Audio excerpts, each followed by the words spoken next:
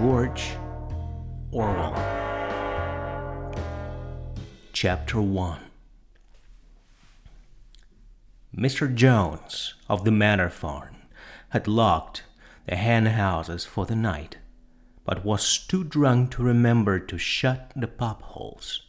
With the ring of light from his lantern dancing from side to side, he lurched across the yard, kicked off his boots at the back door, drew himself a last glass of beer from the barrel and a scullery, and made his way to the bed, where Mrs. Jones was already snoring. As soon as the light in the bedroom went out, there was a stirring, fluttering all through the farm buildings. Word had gone round during the day that old Major, the prize middle white boar, had had a strange dream on previous night, and wished to communicate it to the other animals. It had been agreed that they should all meet in the big barn as soon as the Mr. Jones was safely out of the way. Old Major, so he was always called, through the name under which he had been exhibited was Wellington Beauty, was so highly regarded on the farm that everyone was quite ready to lose an hour's sleep in order to hear what he had to say. At one end of the big barn, on a sort of raised platform, Major was already ensconced on his bed of straw, under a lantern which hung from a beam. He was 12 years old and had lately grown rather stout, but he was still a majestic-looking pig, with a wise and benevolent appearance, in spite of the fact that his tushes had never been cut. Before long, the other animals began to arrive and make themselves comfortable after their different fashions. First came 3 dogs, Bluebell, Jessie, and Pincher, and then the pigs, who settled down in the straw immediately in front of the platform. The hens perched themselves on the windowsills. The pigeons fluttered up to the rafters. The sheep and cows lay down behind the pigs and began to chew the cud. The 2 cart horses, Boxer and Clover, came in together, walking very slowly and setting down their vast hairy hoofs with great care, lest there should be some small animal concealed in the straw. Clover was a stout motherly mare approaching middle life, who had never quite got her figure back after her 4th foal. Boxer was an enormous beast, nearly 18 hands high, and as strong as any 2 ordinary horses put together. A white stripe down his nose gave him a somewhat stupid appearance, and in fact, he was not of the first-rate intelligence, but he was universally respected for his steadiness of character and tremendous powers of work. After the horses came Muriel, the white goat, and Benjamin, the donkey. Benjamin was the oldest animal on a farm, and the worst tempered. He seldom talked, and when he did, it was usually to make somewhat cynical remark. For instance, he would say that God has given him a tail to keep the flies off, but that he would sooner have had no tail and no flies. Alone, among the animals on the farm, he never laughed. If asked why, he would say that he saw nothing to laugh at. Nevertheless, without openly admitting it, it was devoted to Boxer. The 2 of them usually spent their Sundays together in the small paddock beyond the orchard, grazing side by side and never speaking. The 2 horses had just lain down when a brood of ducklings, which had lost their mother, filed into the barn cheeping feebly and wandering from side to side to find some place where it would not be trodden on. Clover made a sort of wall around them with her great foreleg, and the ducklings nestled down inside it and promptly fell asleep. At the last moment, Molly, the foolish, pretty white mare, who drew Mrs. Jones's strap, came mincing daintily in, chewing at the lamp of sugar. She took a place near the front and began flirting her white mane, hoping to draw attention to the red ribbons it was plaited with. Last of all came the cat, who looked round as usual for the warmest place and finally squeezed herself in between Boxer and Clover. There she purred contentedly throughout Major's speech without listening to a word of what he was saying. All the animals were now present except Moses, the tame raven, who slept on a perch behind the back door. When Major saw that they had all made themselves comfortable and were waiting intently, he cleared his throat and began. "Comrades, you have heard already about the strange dream that I had last night. But I will come to the dream later. I have something else to say first. I do not think, comrades, that I shall be with you for many months longer, and before I die, I feel it my duty to pass on to you such wisdom as I have acquired. I have had long life, and I have had much more time through as I lay alone in my stall. And I think I may say that I understand the nature of life on this earth as well as any animal now living. It is about this that I wish to speak with you. Now, comrades, what is the nature of life of yours? Let us face it, our lives are miserable, laborious, and short. We are born, we are given just so much food that will keep the breath in our bodies, and those of us who are capable of it are forced to work to the last storm of the strength. The very instant that our usefulness has come to an end, we are slaughtered with hideous cruelty. No animal in England knows the meaning of happiness or leisure after he is a year old. No animal in England is free. The life of an animal is misery and slavery. That is a plain truth. But is this simply part of order of nature? Is it because this land of ours is so poor that I cannot afford a decent life to those who dwell upon it? No, comrades, 1,000 times no. The soil of England is fertile. Its climate is good. It is capable of affording food and abundance to an enormously greater number of animals than now inhabit it. This single farm of ours would support 12 horses, 20 cows, hundreds of sheep, and all of them living in a comfort and dignity that are now almost beyond our imagining. Why then do we continue to this miserable condition? Because nearly the whole of the produce of our labor is stolen from us by human beings. There, comrades, is the answer to all our problems. It is summed up in a single word: man.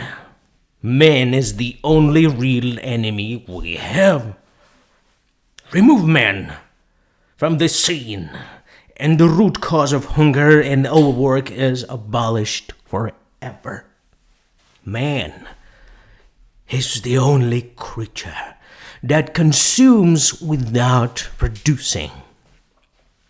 He does not give milk. He does not lay eggs. He is too weak to pull the plow. He cannot run fast enough to catch rabbits. Yet he is lord of all the animals. He set them to the work. He gives back to them the bare minimum that will prevent them from starving, and the rest he keeps for himself. Our labor tills the soil, our dung fertilizes it, and yet there is not one of us that owns more than his bare skin. You cows, that I see before me now, many thousands of gallons of milk have you given during the last year. And what has happened to that milk, which should have been breeding up steady calves? Every drop of has gone down the throats of our enemies. And your hands, how many eggs have you laid in the last year? And how many of those have ever hatched into chickens? The rest have all gone to the market, bringing in money for Jones and his men. And you, Clover, where are those foul foals you bore? Who should have been the support and pleasure of your old age? Each was sold at a year's old. You will never see of them again. In return for your 4 confinements, on all your labor in fields, what have you ever had except you bare rations and stall? And even the miserable lives we lead are not allowed to reach their natural span. For myself, I do not grumble, for I am one of the lucky ones. I am 12 years old, and had been over 400 children. Such is the natural life of a pig. But no animal escaped the cruel knife in the end. You young porkers who are sitting in front of me, every one of you will scream your lives out the block within a year. To that order, we all must come, cows, pigs, hens, sheep, everyone. Even the horses and the dogs have no better fate. You boxer, the very day that those great muscles of you lose their power, Jones will sell you to the necker, who will cut your throat and boil you down to the foxhounds. As for the dogs, when they're grown old and toothless, Jones ties a brick around their necks and brand them in the nearest pond. It is not crystal clear then, comrades, that all the evils of their life of ours spring from the tyranny of human beings. Only get rid of men, and the produce of our labor would be our own. Almost overnight we would become rich and free. What then must we do? Why work night day, body and soul for the overthrow of our human race? That is my message to you, comrades. Rebellion! I do not know when that rebellion will come. It will be in a week or in 100 years, but I know, as surely as I see the straw beneath my feet, that sooner than later justice will be done. Fix your eyes on that, comrades, through the short remainder of your lives, and above all, pass on this message of mine to those who come after you, so that future generations shall carry on struggle until it is victorious. And remember, comrades, your resolution must never falter. No argument must lead you astray. Never listen when they tell you that man and the animal have a common interest, that the prosperity you want and the prosperity of the others, it is all lies. Man serves the interests of no creature except itself. And among the animals let there be perfect unity, perfect comradeship in this struggle. All men are enemies, all animals are comrades. At this moment, there was a tremendous uproar. While Major was speaking, 4 large rats had crept out of their holes and were sitting on their hindquarters, listening to him. The dogs had suddenly caught sight of them, and it was only by swift dash of their holes that the rats saved their lives. Major raised his trotter for silence. "Comrades," he said, "here is a point he must be settled. The wild creatures such as rats and rabbits, are they our friends or our enemies? Let us put it to the vote. I propose this question to the meeting. Are rats comrades?" The vote was taken at once, and it was agreed by an overwhelming majority that rats were comrades. There were only 4 dissentients, and 3 dogs and the cat, who was afterward discovered to have voted on both sides. Major continued. "I have little more to say. I merely repeat, remember always your duty of enmity towards man and all his ways. Whatever goes upon 2 legs is an enemy. Whatever goes upon 4 legs or has wings is a friend. And remember also that in fighting against man we must not come to resemble him. Even when you have conquered him, do not adopt his vices.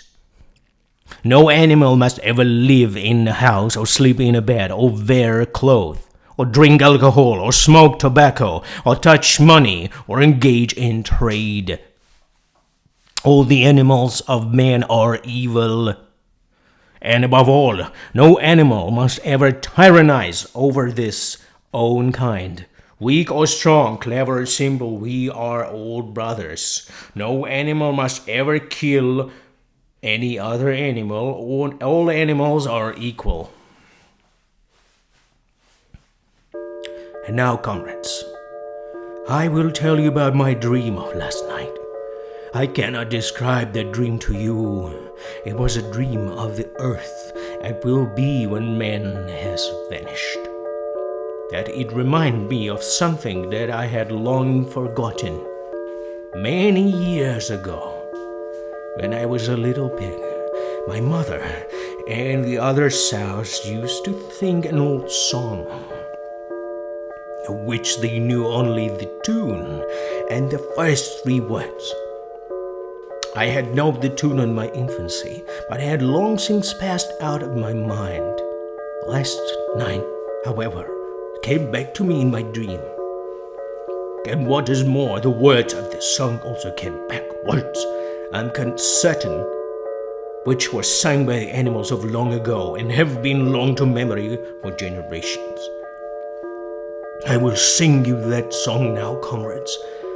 I'm an old and my voice is hoarse. When I have taught you the tune, you can sing it better for yourselves. It is called Beasts of England. Old Major cleared his throat and began to sing.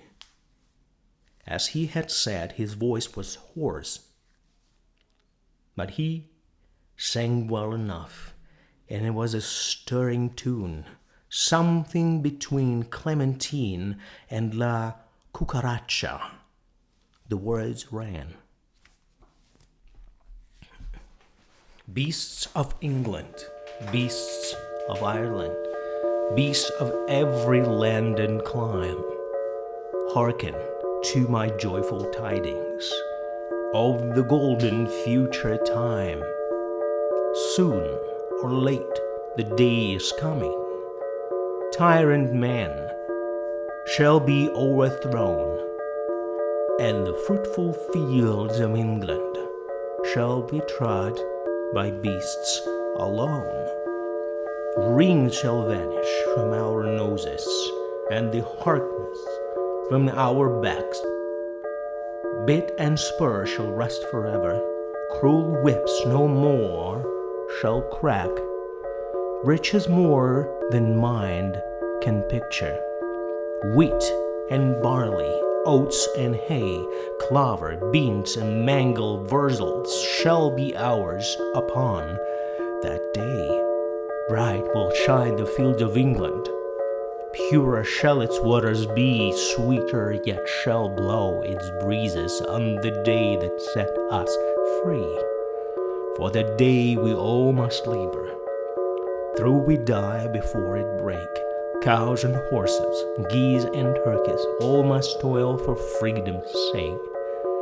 Beasts of England, beasts of Ireland, beasts of every land and clime, hearken well and spread my tidings of the golden future time.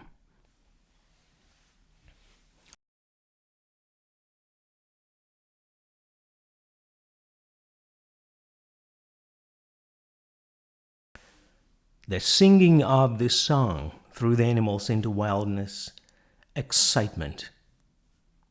Almost before Major had reached the end, they had begun singing it for themselves. Even the stupidest of them had already picked up the tune, and few of the words. As for the clever ones, such as the pigs and dogs, they had the entire song by heart within a few minutes. And then, after a few preliminary tries, the whole form bursts out into Beasts of England in tremendous unison. The cows loved it. The dogs whined it. The sheep bleated it. The horses whined it. The ducks quacked it. They were so delighted with the song that they sang it right through 5 times in succession, and might have continued singing it all night if they had not been interrupted. Unfortunately, the uproar awoke Mr. Jones, who sprang out of bed, making sure that there was a fox in the yard.